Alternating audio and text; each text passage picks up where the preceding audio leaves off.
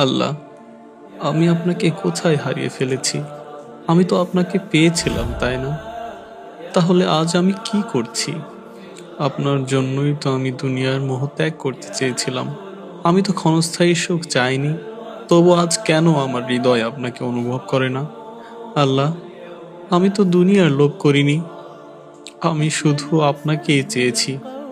প্রতিটি সম্পর্কে, প্রতিটি ভালোবাসার প্রাপ্তির বদলে আমি শুধু আপনাকেই চেয়েছি।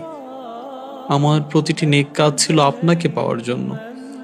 তাহলে সেগুলো কোথায় গেল আল্লাহ? আমার জীবনের সেই সুন্দর সময়টা কোথায় হারিয়ে গেল?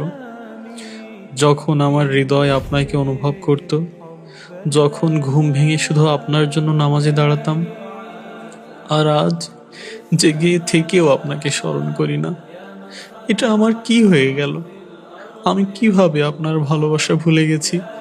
আমি কিভাবে এত দূরে সরে গেছি? আমার হৃদয় যেন পাথর হয়ে গেছে, যে এখন আপনাকে অনুভব করতেও কষ্ট হয়।